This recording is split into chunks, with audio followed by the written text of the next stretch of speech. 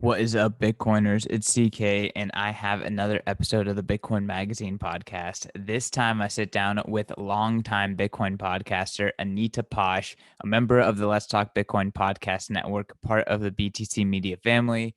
And she is here to talk to me about podcasting 2.0.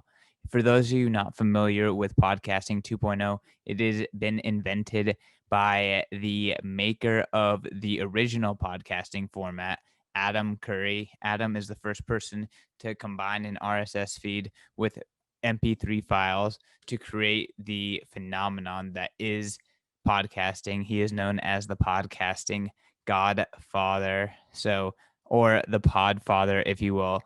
Anita goes down the new protocol that is podcasting 2.0 that leverages the Bitcoin Lightning Network in order to both podcast but integrate native payment and try to stay and create a commercially viable for the creator system for podcasting that is both censorship resistant as well as commercially viable for podcasters. I think you guys are really going to enjoy this podcast about podcasting 2.0. Before we get into it, though, want to tell you guys about Bitcoin 2021 in Miami, June 4th and 5th. If you're interested in our VIP night, Whale Night, which is going to be June 3rd, the night before the conference, you need to go to b.tc b.tc/conference right now, guys.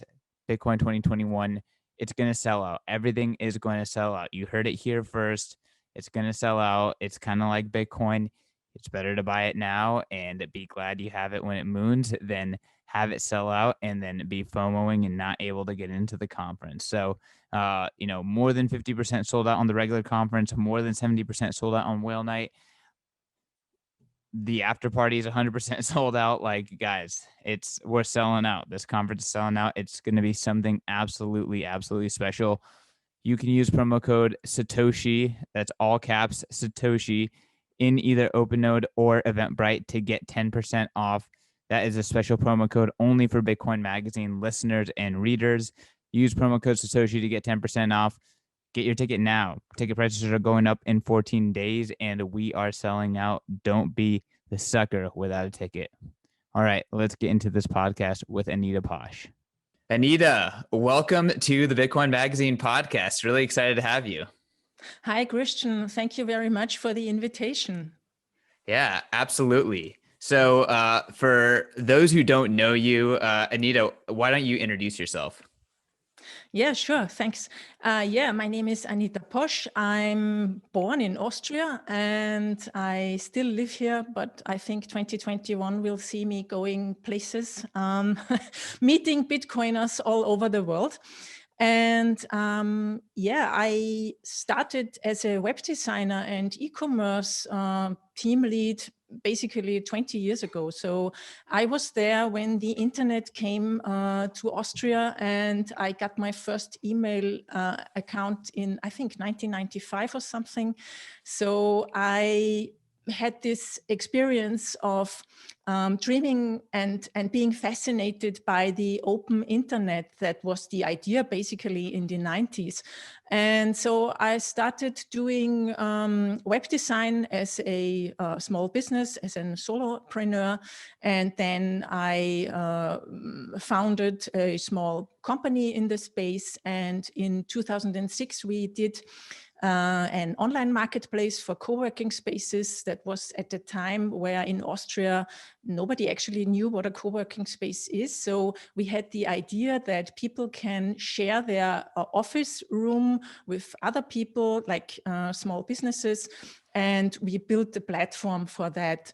And also we built an online marketplace for designer goods, handmade designer goods, something like Etsy. That was at the time, I think in 2009, when Satoshi dreamed or worked on Bitcoin already.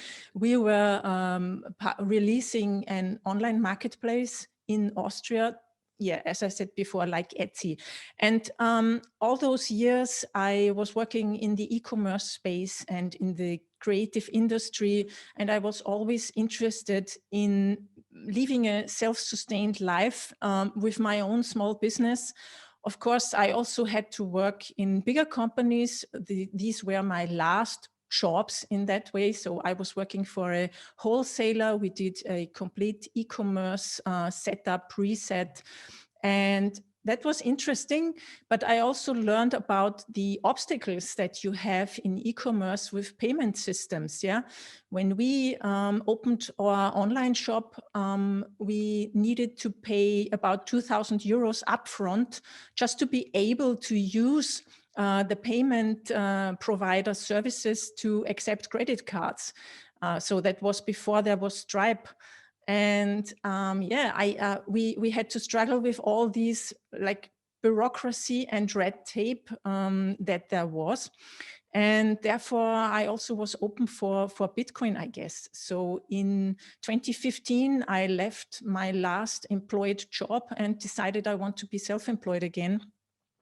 I went to Berlin in 2016 to get a grip on what's new, what's going on. You know, Berlin is the startup center of Europe.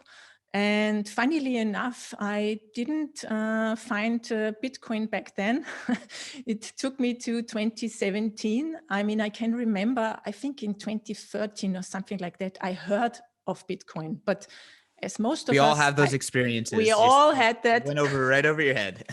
Exactly. I completely dismissed it because also this article that I read was like saying it's basically a new PayPal or a gaming money for nerds. And I thought, okay, I might be a nerd, but I don't do gaming and I don't need another PayPal. And so it took me until 2017. Then I decided to go back to Vienna from Berlin. And in early 2017, I heard a talk by Shermin Foschengier about Bitcoin and blockchains. And it just blew my mind. And I thought, okay, wow, that's the space. That's the space where I want to build something, where I want to work again as a small business entrepreneur. And so that was basically the time when my journey started. And from then on, I, as all the other guys and people did, I fell down the rabbit hole. You know, I was only reading and learning about Bitcoin all that time.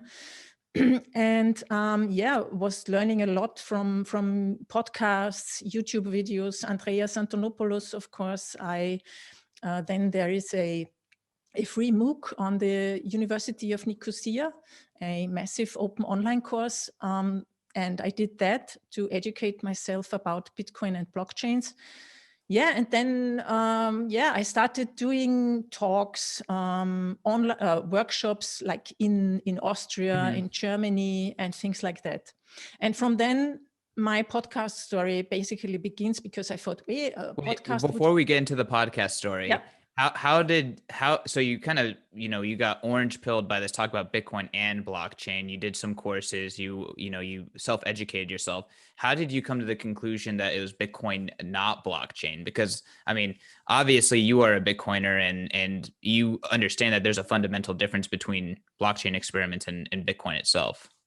Yeah, I mean, of course, I had the same experience. I also bought, I think, Ethereum, Litecoin in 2017 because I didn't know better, you know. And but very early for me, I decided for me personally, as an educator, I cannot focus on so many different things. And for me, Bitcoin was the original. Bitcoin was the first system of its kind, and it really was a technological breakthrough.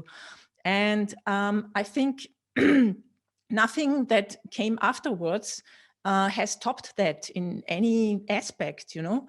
I mean, when I hear we built the better Bitcoin, I'm just like, yeah, okay. I mean, let's talk again in 5 years. Yeah.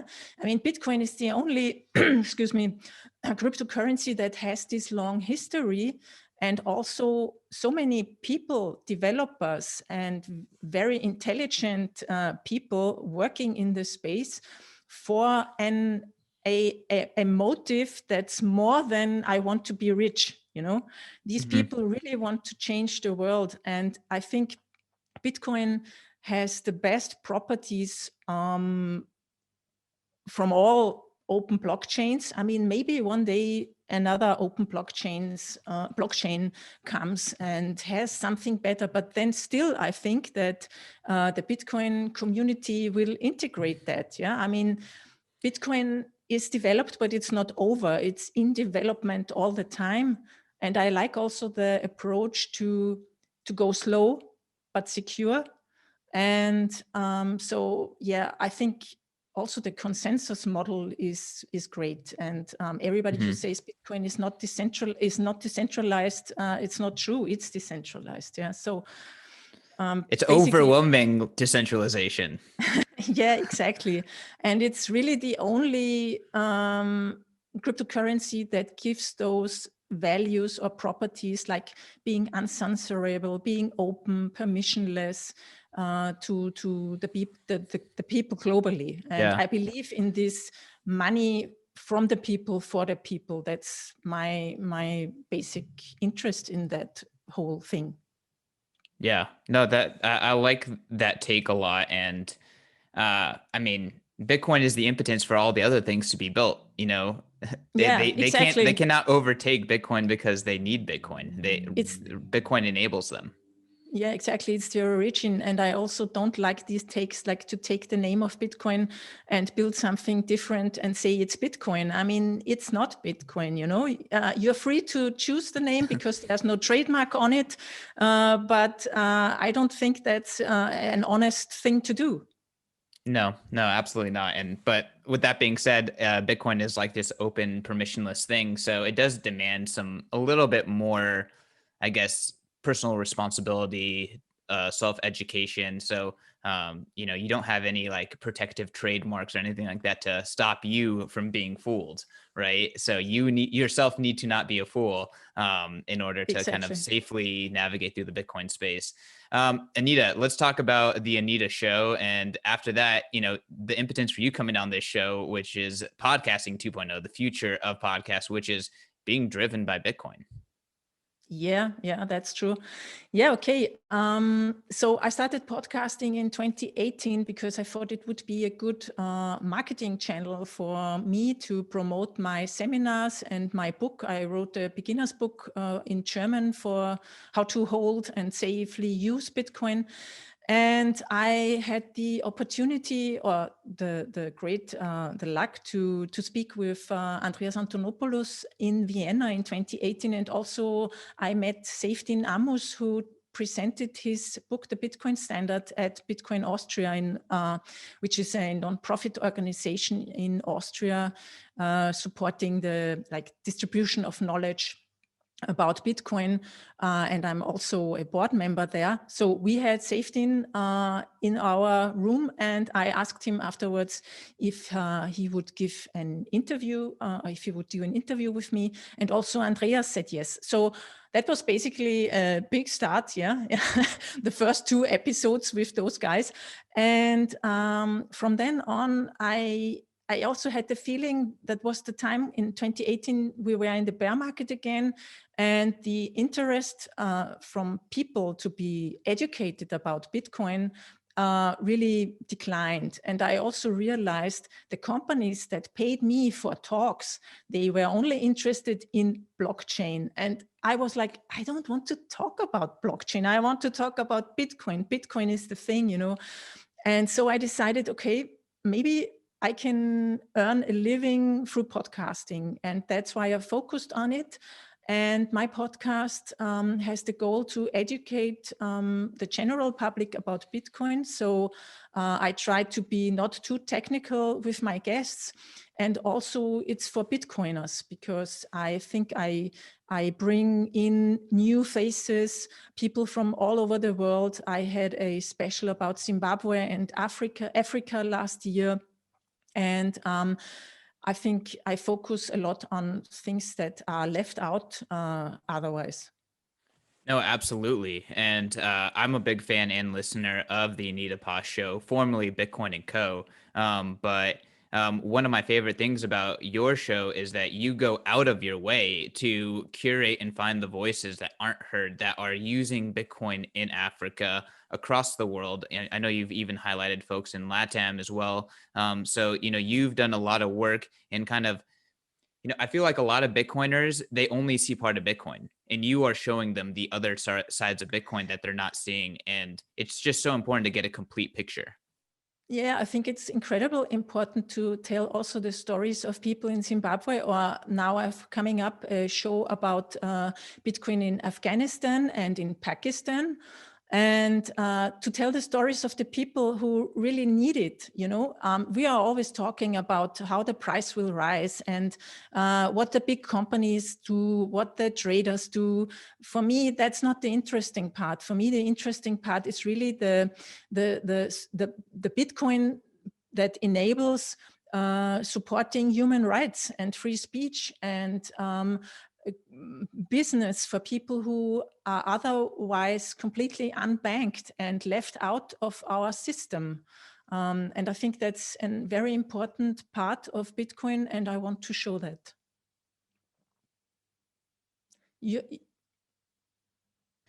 Sorry about that. Yeah, Bitcoin says yes when everything else says no. Bitcoin wins at the margin. Bitcoin serves the margin. Like, if you are interested in seeing where Bitcoin is dominating, it's there. Yeah, yeah. And it's for everybody, everybody can use it. And that's the great thing about it. You don't need an ID yet. And I hope it stays that way. Well, never for the Bitcoin blockchain, right? But they're going to try to put up their walls, right? And Exactly.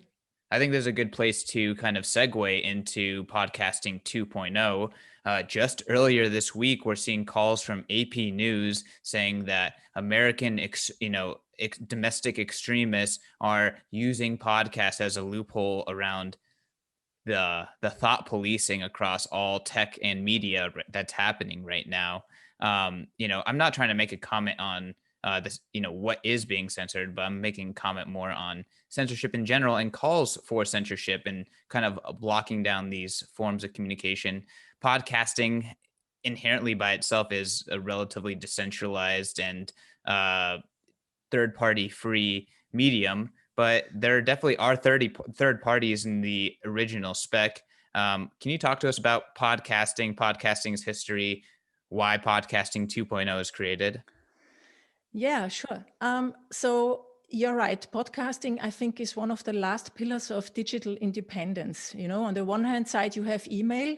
You can host your own domain. You don't need to use Gmail. I mean, yeah, it's easy, it's cheap, but actually you can do that on your own with other means. Then you can have your own website. I can remember in 2010 people telling me, "Oh, I don't need a website. I have a Facebook site." Yeah, haha. But this Facebook site can be gone like this.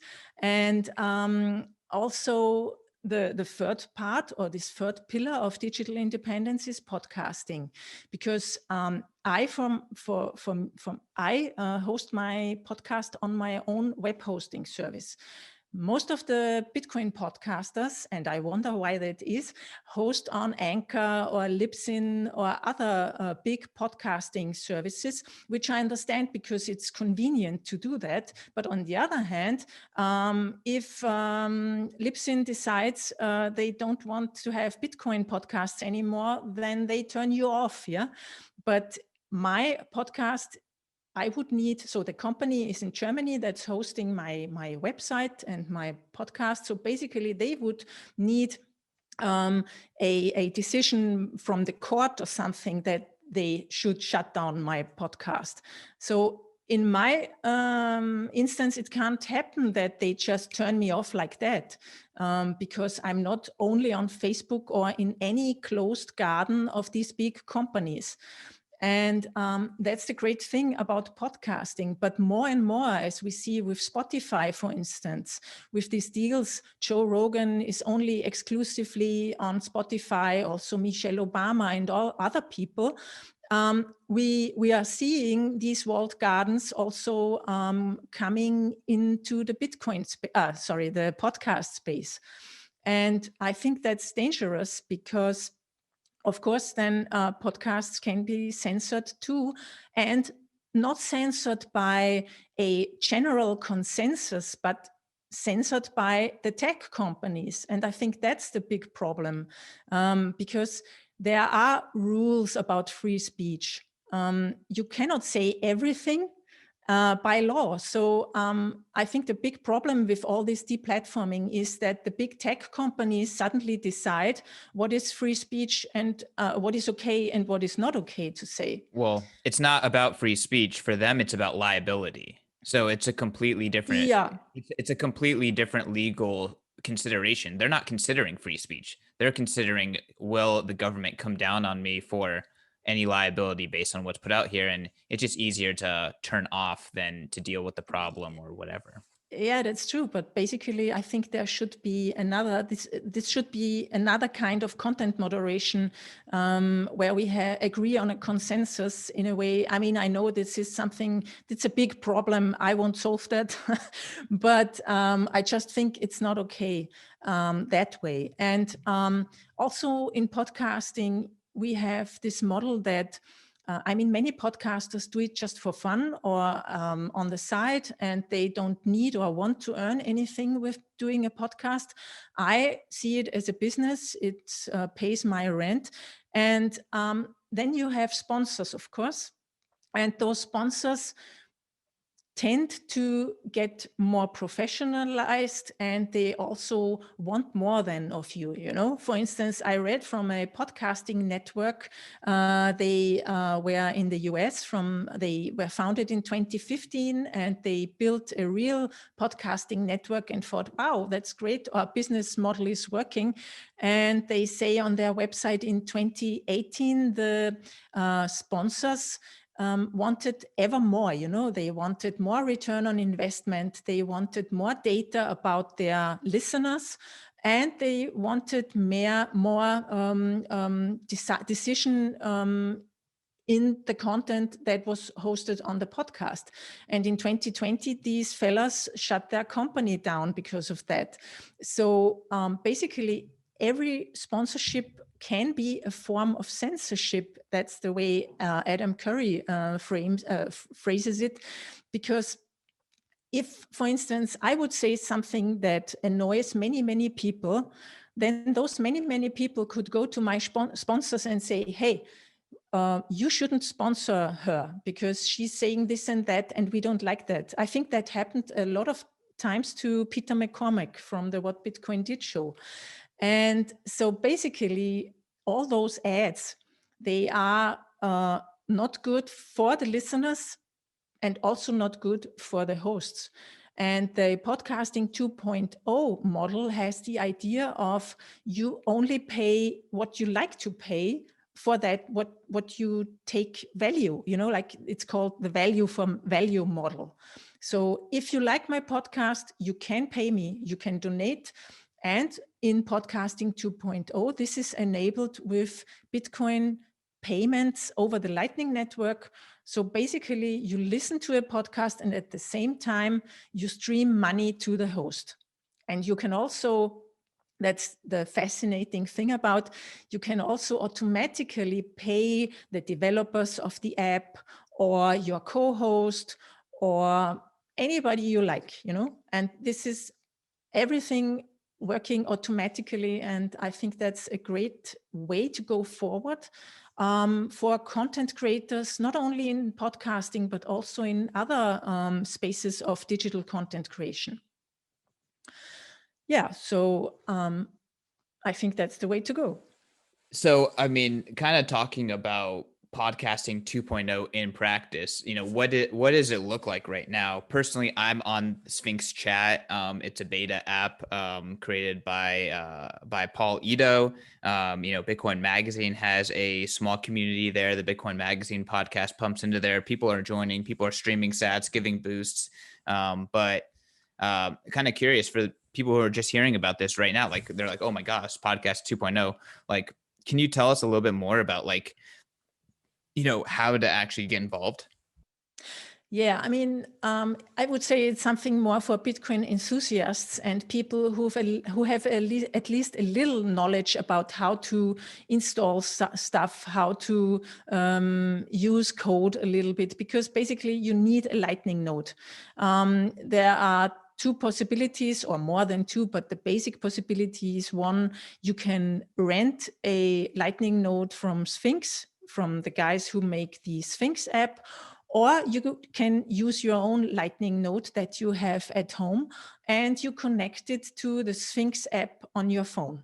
So you need to install the Sphinx relay server on the Lightning node, on your Lightning node, and then you can connect the Sphinx app to the Lightning node, and then you can basically join a tribe. A tribe is, as you said, a group of people. It's basically a group chat, because the Sphinx app is a chat app on the Lightning network. So basically, we can talk over the Lightning network with each other, and at the same time send sats. Like, if you write something that I find amusing and like a lot, I could send you 100 sats only with clicking a button on my phone. And the same with podcasting. You join a tribe. There's a website called tribes.sphinx.chat, where you can see a list of all the Sphinx tribes that are there at the moment. I think it's about 130 when I looked the last time. And then you can click on it, and then you see a QR code. You scan it, you pay the small fee that might be there, because the host can say, okay, I want people to pay maybe 100 sats or 1,000 sats to enter my tribe, because I don't want to have spammers here or something like that. And then you can listen to the podcast, and you can decide by yourself if you want to pay. You don't have to, but if you want to, you can also decide how much you want to pay per minute. You can say, for instance, I want to send 99 sats every minute of listening. And then while you're listening, the money is automatically sent to my node in that case.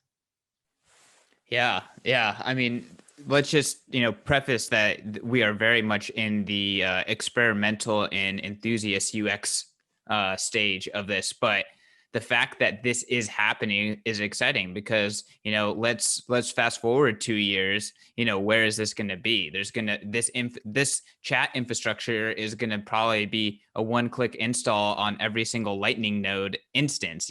So if you're downloading a Lightning node, you're automatically getting this Lightning chat, and you're automatically getting this content distribution that is that's monetizable via Bitcoin. It's not monetizable by advertisers, not monetizable in different ways.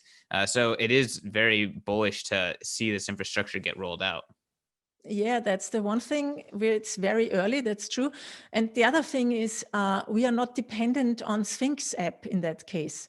So it's a decentralized app. So everybody can basically build a app like that.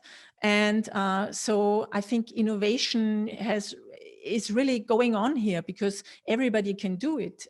It's not relying on Sphinx alone. And also the podcast index, which is the website and the database that Adam Curry has set up, will be open for everybody all the time. So they don't censor podcasts or podcast feeds. And yep. Can we talk about Adam Curry a little bit?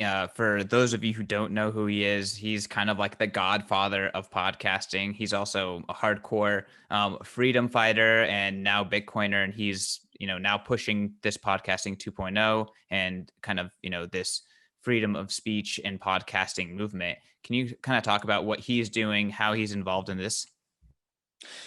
Yeah, I think as far as I know, he was the guy who in 2005 or something like that was called by Steve Jobs and to come to talk with him about podcasting. And I think it was Adam who basically invented podcasting in a way. So who had the idea to combine MP3s with RSS feeds. And they Adam had a database of podcasts around that time, and he gave it to Apple when they started their iPod and all the podcasts, because I mean, Apple was the first company, or was the first big podcast movement, started the podcast movement. And I think in the last years, Adam saw that Apple might also be tinkering with the podcast feeds that are in the database. And also, just today, I read that Apple might be also starting like an exclusive podcast service. So basically that you also have to pay for podcasts. And I think it was Adam's idea, together with Dave Jones, who is a developer, to build this new podcast index. And they are also contributing to the podcast space insofar that they are building or working on new namespace conventions for the podcast RSS feeds, to be like, to insert also a tag that enables the podcaster to say, I have a podcast that is going to be monetized with Bitcoin. So in my RSS feed, I now have a name tag that is called podcast value and podcast value recipient. And the guys are working on that. And as far as I know, they also have a podcast about it. And they encourage everyone to come and contribute to the space, to the podcasting index work, and to podcasting 2.0.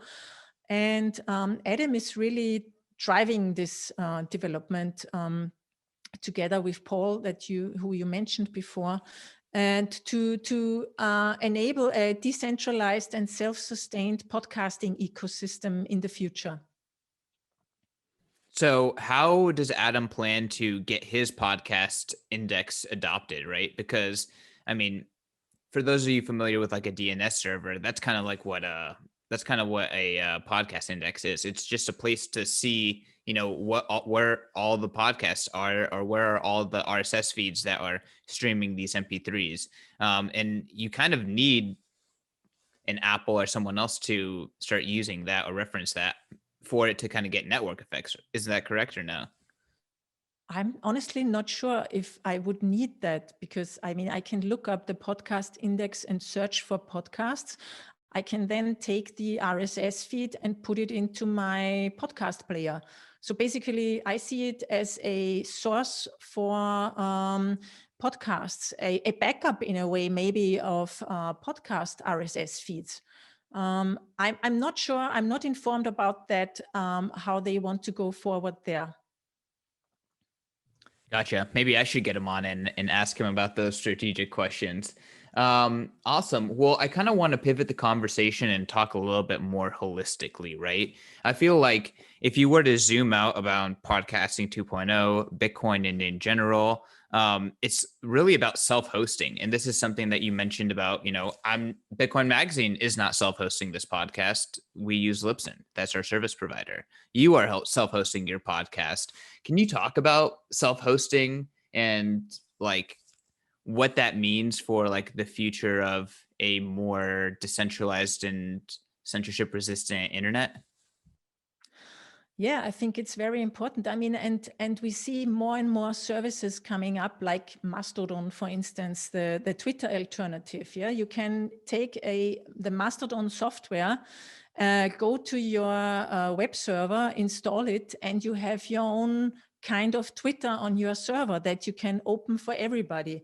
That's, for instance, a method to decentralize communication and to free it from these big companies. In podcasting, actually, it's very easy. I don't know why more people don't do that. I mean, I have a WordPress website on my web server, and there is a WordPress plugin that's called Podlove, and I use it to host my podcast on my server. So my MP3 files for the podcast are on my web server, and I integrate the RSS feed to Apple Podcasts to Pocket Casts to all the other podcast players out there, and they then fetch the MP3 from my web server. And that's basically also the way how I can know how many downloads I had for my website episodes. And there are also in video, for instance, it's important to decentralize video. I hope we see in the future more and more decentralized video services. I think today there are some called Library, BitChute, and also what happened recently, the announcement of WhatsApp that they are going to send user data to Facebook. That was not very well received. And I think the great thing is that people now realize, I mean, people outside this Bitcoin privacy interest space, that it's not great the place where we are now. Yeah. So that basically every big tech company knows everything about you, where you go, what you do, with whom you talk. And I think many people really, and we saw it when Signal went down, millions of people changed to use Signal, which I think is a great sign for the future.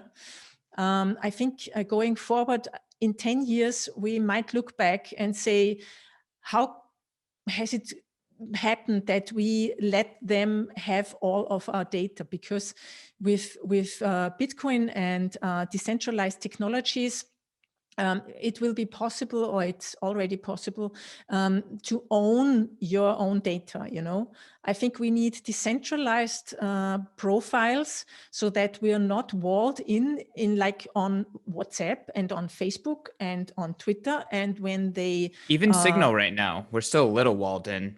Granted, phone numbers is kind of their standard, but exactly. it's still their walled garden.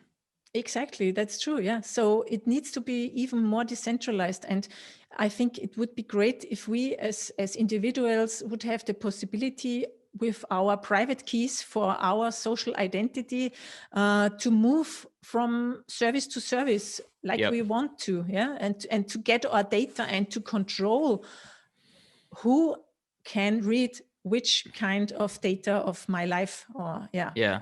Well, I mean, I think that the world through pain and experiences figuring out what you're talking about. But I think Bitcoin is a huge catalyst here. Like I keep pushing out this idea, Bitcoin fixes this by breaking this.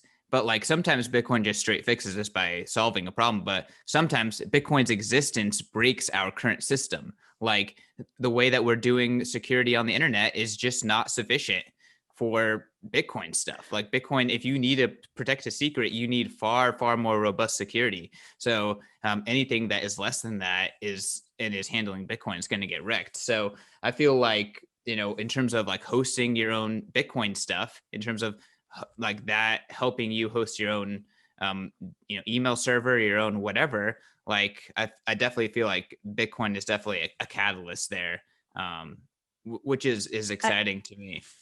I agree completely, because also the learning in Bitcoin that you only own Bitcoin when you have the private keys is essential, I think, because it also shows people that they only own their data when they have the keys to their data.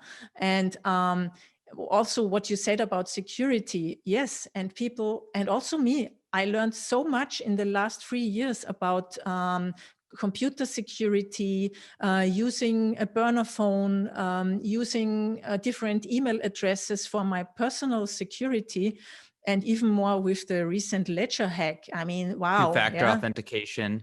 Exactly, and all that stuff. Yeah, and it's so important, and it will raise the level of online security in general. Because if people take more care of their computer systems and their internet security because they want to secure their Bitcoin, then the level of security has to rise in a way. And I hope that also many people get more and more educated about phishing and all those tactics to get your money.